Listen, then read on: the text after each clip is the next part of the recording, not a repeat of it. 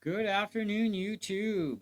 Well, I guess we'll see how well you can hear me. Probably only going to be through one channel, though, but I've been having some interesting results with using single wireless handheld mics. And on all my DAWs, I have no problem. QuickTime, even, no problem. Get audio in both channels. But on screen recording, you're only going to hear me out of one side. Unless this just created a new miracle with my firmware update that I just got. I guess even I'll find out when I check this footage after. So, here's the deal. Obviously, I'm on a Mac, and of course, the Focusrite boxes work on both Windows and Macintosh. Now, on the Windows side, you do have to install driver package, which is part of the Focusrite Control 2 software. Okay, now I have the 2i2 Scarlett 4th gen. All right, now you got to make sure you download the right software for your Scarlett Focusrite box. Okay, USB interface. Otherwise, yeah, it ain't gonna work. Now, for the Mac side, you don't need drivers whatsoever. However, you do need the Focus Control program because that's going to be what gives you firmware updates for your box, as well as, well, what you see in front of you on the main window that's opened here. We have the inputs for analogs 1 and 2. They're set on auto gain. Right now they're auto gain on both. All right. Now you'll also see that there's this white area here. Now that's pretty much about 12 o'clock position for my gain input on my Focusrite box. Now I do have a 8-channel mixer plugged into the front of this thing, okay? Or I can go through the rear if I use XLR cables on the mixer as well for speaker outs. It's a preamp mixer, so no amplification, right? It's just a preamp. But I decided because the only cables I had that were short enough, I went with TRS plugs to go from the mixer's main outs to the inputs of my Focusrite. One of the things that I really am annoyed about the Scarlett 2i2 is the control knobs are endless. So you don't know exactly where you're at as far as what kind of gain stage you're putting out of the USB into the computer. Now my microphone is actually sitting on my desk, so I had to bring my fader up quite a ways so that I could just sit here because I don't have a desk stand for these wireless mics right now. It's actually in use with a different mic for my PC. So eventually I'm going to get one set up. I got another one of these desk stands around, and I've got a mic clip that'll fit this thing, so I'll be fine. Anyway, what, why you need this is not so much the auto gain thing. You can go automatic. I would recommend technically doing the manual thing. So I'm going to turn one of the knobs here just so you can kind of see what's going on. If you manually turn the knobs, it's going to tell you how much gain you're putting out. Okay, so one side, it's going to go really up and it's going to blast, right? So you figure somewhere around, 35 dB, 35 dB. So that's about 12 o'clock, which, I can push more signal through my board through my house, which would allow me to drop my microphone down. Okay, so I'm going to drop the mic down right now to where the other one is. Now, if I bring my house up, this is going to help me push more signal out as well. Because the idea here is to, have a balance, but without blasting or distorting your input signal. So my main outs, that's going to control the full output or the house, okay, which normally be speakers. Well, we're not using speakers. We're going right into our USB interface. So I'm going to bring the house up higher. And so 1, 2, 3, 4, 5, 6, 7, 8, 9, 10. The house is maxed right now. So if I talk louder, you're going to see it's going to pin. Now, I'm going to grab the mic off the desk. So now if I talk through the mic, it's going to really pin really bad.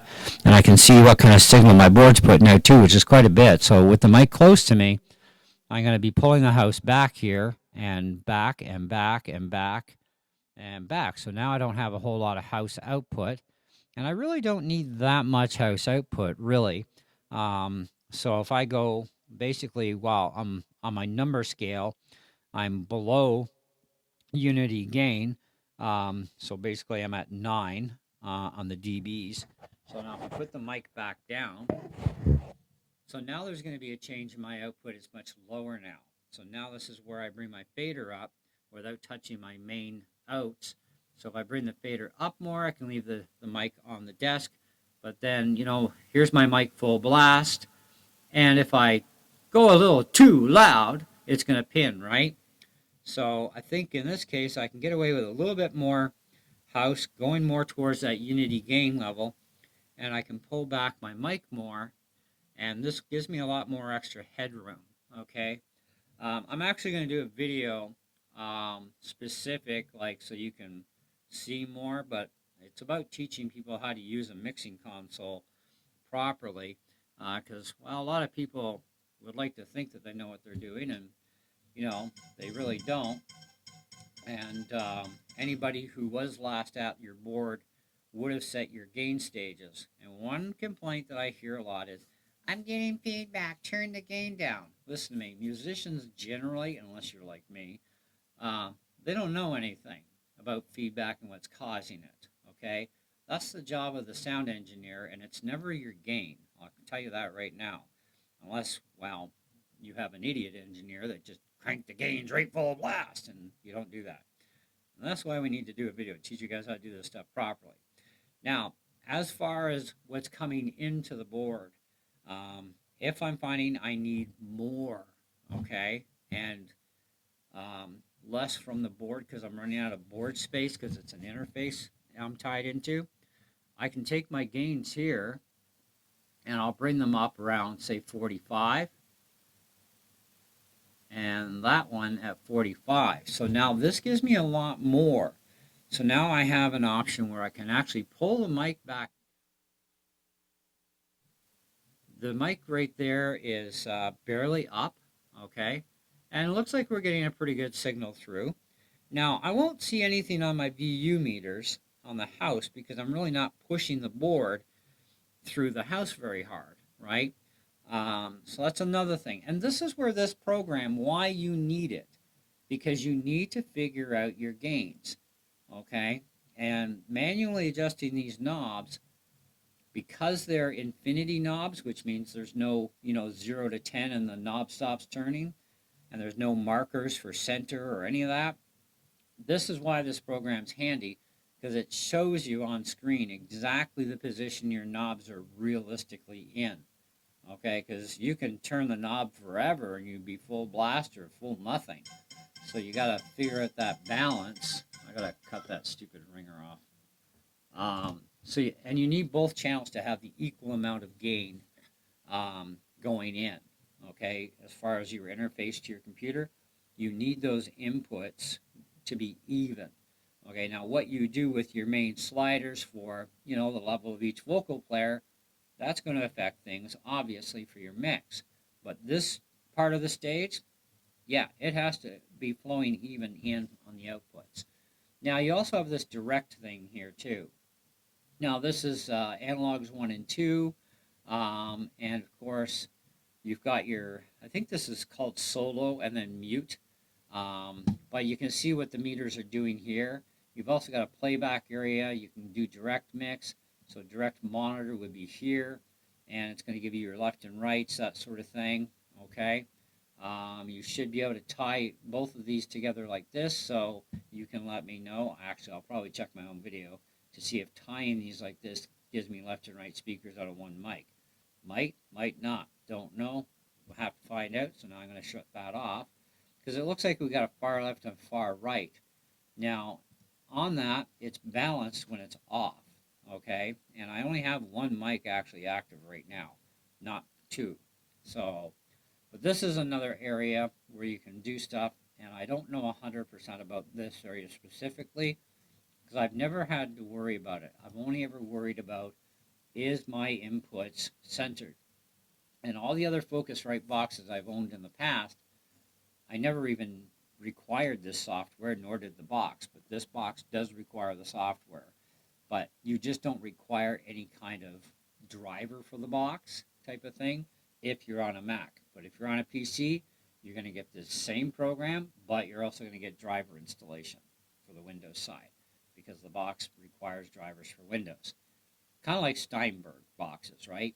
For Mac, you need drivers. For the PC, you don't for some reason. I don't know. Don't ask me. It's the way they do things. So, but I do prefer Focusrite. Anyway, so that gives you a little bit of a tour of the Focusrite Control 2 software and basics on how to do it. Um, Obviously, you're going to have a manual with yours that's going to go over a bunch of stuff. If you bought yours brand new, I've got a manual sitting around here somewhere in my box. I just haven't picked it up to go through everything else yet. But we're not talking about the box today per se, but we kind of are. Just we're not going through all the details. So anyway, I just wanted to touch base with you guys on the software. If this helped you out, then that's fantastic. Just like I said, make sure you download the appropriate software for your version of Scarlett interface and your generation of that interface, because that's very important to get the right stuff. Otherwise, it doesn't work.